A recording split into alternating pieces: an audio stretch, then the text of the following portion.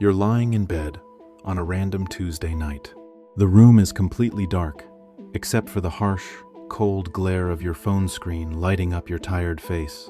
You're exhausted. You're mindlessly tapping through Instagram stories, letting your brain flatline for 10 minutes before you have to wake up and do the entire corporate grind all over again tomorrow. And then, your thumb freezes. A photo stops you dead in your tracks. It is your absolute best friend from college, the person who used to know every single hyper-specific detail about your daily life. The person who held your hair back, who knew exactly how you took your coffee, who absorbed all of your deepest 20s anxieties, and there they are on your screen, standing in a dusty rose dress, smiling as a bridesmaid in a rustic barn wedding for a bride whose name you literally do not know. You stare at the screen for a second. You realize, with this weird, heavy, sinking feeling in your stomach, that you have absolutely no idea what their day-to-day life actually looks like anymore. You don't know who they text when they're stressed out.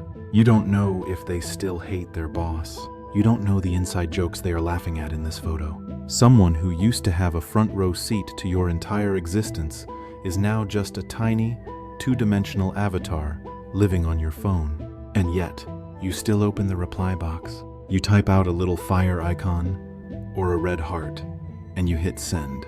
It feels almost pathetic in the moment, doesn't it? Boiling down years of shared history into a single tap on a glass screen. But it is a microscopic, silent signal into the digital void.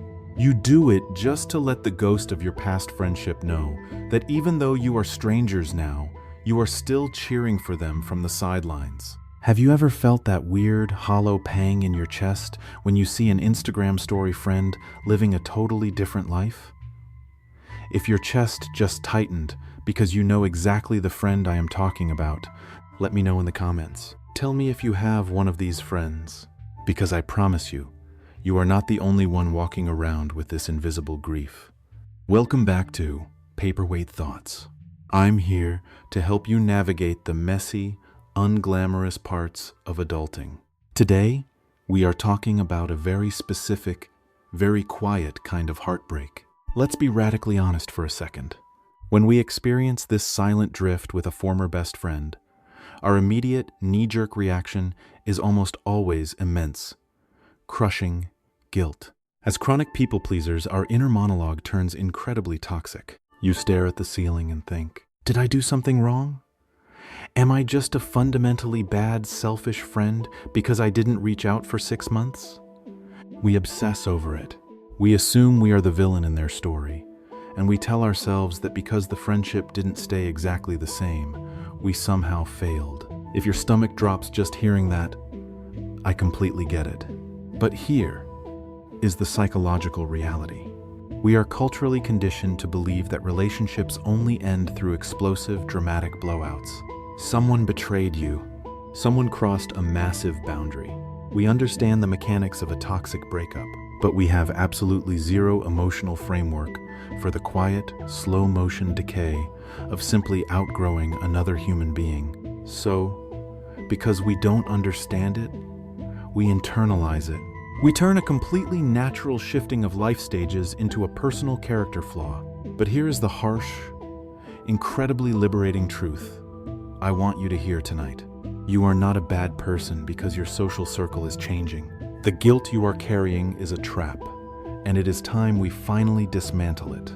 To understand why this feels so incredibly heavy right now, we have to look back at how we handled, or rather, completely mishandled, these fading friendships in our early 20s. Because the truth is, most of us were never taught how to let go of people gracefully. We were taught that if a friendship is shifting, there has to be a villain. We lacked the emotional maturity to accept silence, so we equated drifting apart with drama. Think back to a few years ago. Think about the sheer, suffocating awkwardness of that forced catch-up date. You agree to meet up, and you find yourself sitting across a tiny wooden table, swirling the melting ice in a $7 oat milk latte. You are looking at this person who used to be your entire world, and you realize with absolute horror that you have absolutely nothing in common anymore. Nothing. You are just recycling the exact same memories from 2018, desperately trying to fill the dead air. It feels like you are performing the role of a best friend, rather than actually being one. Or think about the texts, the agonizing, heavily punctuated, "we need to catch up" texts that you let sit unread on your phone for a week, because simply thinking about replying makes you exhausted. And then there is the flip side, the silent, simmering resentment. You notice they didn't text you on your birthday, but 12 hours later, you see them posting a video doing tequila shots with their new coworkers at happy hour. It stings, doesn't it? It feels like a direct, personal rejection of your worth. When we lack emotional boundaries, we usually react to this fading dynamic in one of two incredibly toxic ways. The first is fawning. The people-pleasing guilt eats you alive, so you overpromise. You stare at their delayed text, your chest gets tight, and you frantically type back, I have been the absolute worst. I am so sorry. Let's get drinks Friday. Drinks are on me." You hit send, they agree, and you feel a momentary hit of relief. But then, Thursday night rolls around. You are physically exhausted from work. Your social battery is deeply in the red, and you are filled with soul-crushing dread because you do not actually want to go. You trapped yourself in an exhausting social obligation out of pure, unadulterated guilt. If fawning isn't your style, maybe you default to the second reaction, passive aggression. You feel abandoned, so you put your armor on to protect your ego. They finally reach out after 3 months of silence, and you hit them with, "Wow, glad to see you're still alive, lol." It is a tiny, sharp, little verbal dagger wrapped up in a casual joke. You are trying to make them feel exactly as guilty as you feel. If your chest just tightened because you have done either of these things, I want you to take a deep breath. You are not a toxic person. It makes complete sense that we reacted this way. Let's put a psychological X-ray on this for a second. In high school and college, our friendships were entirely built on forced proximity. You shared a paper-thin dorm room wall. You suffered through the same brutal morning lectures. You trauma bonded at that chaotic, underpaying retail job. The proximity was the glue holding the entire relationship together. When you enter true adulthood, that forced proximity completely vanishes. The scaffolding falls away, and because we don't know how to exist in a friendship without that constant physical closeness, we panic. We try to force it. We try to drag a past version of a person into our present reality, and when they don't fit into our new lives, we assume it means we are failing. And this is exactly what happens when you finally hit your late 20s and your early 30s. The entire landscape of your life completely changes. It isn't just about losing that college proximity anymore. It is about the sheer, undeniable weight of your new reality. You land a demanding job where your manager expects you to be answering emails until 7 at night. You enter a serious, long-term relationship that requires real emotional labor to maintain. Maybe you pack up your entire apartment and move to a new city where you don't know a single soul. Or honestly, maybe you just become fiercely, unapologetically protective of your Friday nights. You know the exact feeling. You walk through your front door on a Friday at 6 in the evening. You drop your keys on the kitchen counter.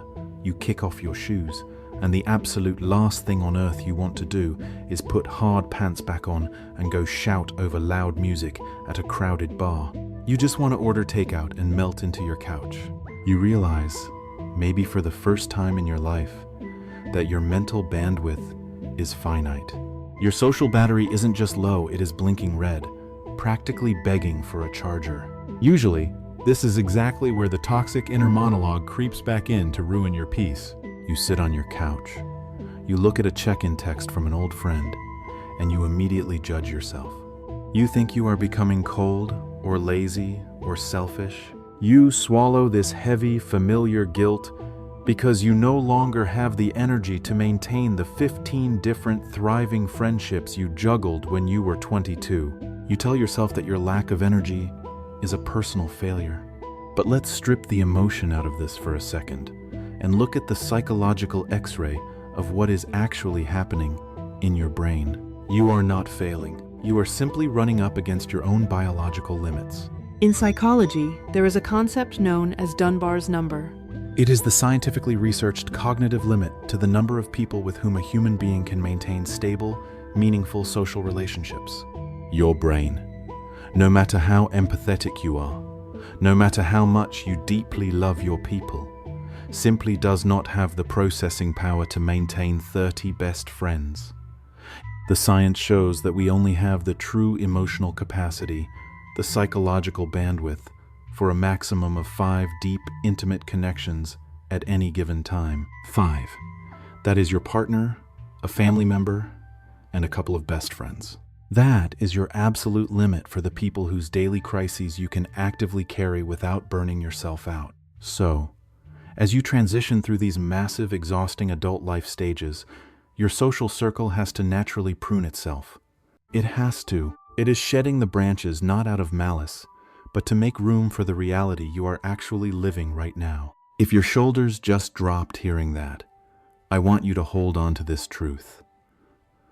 Transitioning someone from a daily soulmate who knew what you ate for breakfast into a cheerleader from afar who you just occasionally support on social media. That is not a betrayal. It is a biological and psychological necessity. You are not abandoning them, and they are not abandoning you. You are just bravely acknowledging that the shape of the relationship has to change because the shape of your life has changed. So, once we accept that our emotional bandwidth is biologically finite, how do we actually navigate the real world? How do we embrace this new normal and let go of the exhausting pressure to resurrect a dynamic that simply does not fit anymore? We have to practice strategic detachment. We have to learn how to manage these awkward collisions with grace, warmth, and absolutely steel-trap boundaries. Let's talk about the text message. You know exactly the one I mean. You are finally unwinding on a Wednesday night. Your phone vibrates on the coffee table. You glance down, and your stomach immediately drops. It is the dreaded, out-of-the-blue check-in text. It says, "Hey, it has been forever. We really need to get dinner and catch up." Right away, your chest tightens.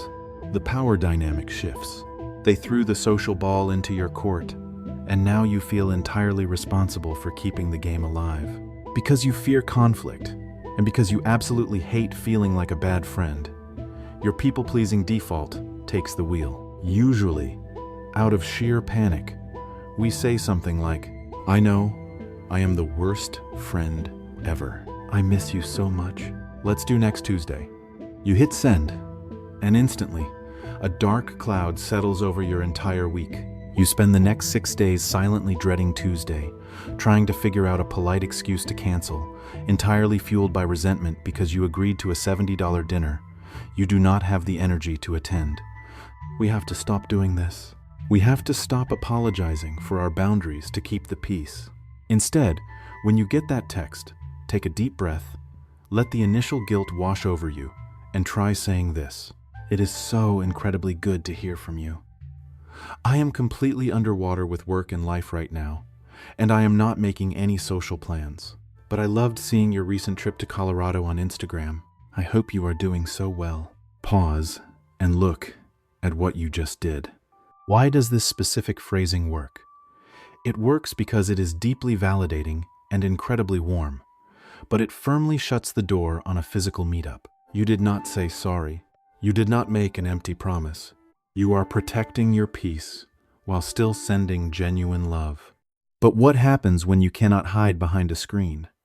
What happens when you are standing in the middle of a local Target, holding a pack of paper towels and an oversized candle, and you turn the corner and bump directly into them? Or you make eye contact across the room at a mutual friend's baby shower. The awkwardness is thick. The trap here is the panic ramble. Usually, we start frantically over-explaining exactly why we haven't called. We stumble over our words, we list out all our work stressors to prove we are busy, and then, to escape the overwhelming discomfort of the moment, we force a fake future plan. We say, "We absolutely have to get together soon. I will text you this weekend." You both know you are not going to text them this weekend. It is an empty promise made entirely out of social anxiety. Instead, plant your feet. Keep your voice completely calm, smile genuinely, and try saying this: "It is so good to see you. I have been keeping up with your new job on social media, and I am just so happy for everything going on in your life right now. Do you feel the immense relief in that? You are acknowledging the Instagram story nature of your current relationship out loud, but you are framing it entirely with love. You are releasing both of you from the suffocating pressure of trying to catch up on 3 years of complicated life changes in 3 minutes in the middle of a store aisle. You are giving them permission to just be someone you cheer for, and giving yourself permission to walk away without guilt. When you finally master this kind of strategic detachment, something incredibly beautiful happens. The heavy, suffocating anxiety that used to sit in the bottom of your stomach completely dissolves. You stop carrying the weight of relationships that have naturally run their course, and you make room for genuine peace. Think about the reality of this new normal. It is a slow Sunday morning. You are sitting at your kitchen island, wrapping your hands around a warm mug of coffee, casually scrolling through your feed. You see that same old friend just posted a massive, glowing engagement photo. Years ago, your low EQ default would have sent you absolutely spiraling. You would have stared at the screen, zooming in on the background, torturing yourself with a narrative of abandonment. Your inner monologue would have immediately calculated how many mutual friends were asked to be in the bridal party. You would have felt a sharp, bitter sting of rejection, knowing with absolute certainty that a thick, cream-colored invitation with your name on it is never going to show up in your mailbox. You would have made their milestone entirely about your own perceived failure. You would have swallowed that resentment, smiled for the camera, and maybe even sent a forced, overly enthusiastic text that you didn't actually mean, just to perform the role of a supportive friend. But now, because you understand the psychology of your own social capacity, you look at the photo and you feel nothing but genuine, unadulterated joy. You double tap the screen, you leave a little red heart, and you are completely, deeply at peace with the fact that you will not be at that wedding. Let's be radically honest for a second. You do not actually want to fly across the country, buy a $300 blender from a registry, and spend your Saturday night making exhausting small talk with strangers at table 14. You just wanted the validation of being invited. When you strip away the ego and the people-pleasing, you realize a profound truth. A fading friendship does not mean the love is gone. The love has just changed shapes. You can deeply love someone from a distance. You do not need a front row seat to their daily life to wish them the absolute best. If your chest still tightens just hearing this, I completely get it. If you struggle with the lingering guilt of friendships changing, or you find yourself freezing up because you never know exactly what to say when people cross your boundaries, I have something for you. I cannot recommend the book Platonic, How the Science of Attachment Can Help You Make and Keep Friends by Dr. Marisa Gay. Franco enough. It is not just another fluffy self-help book.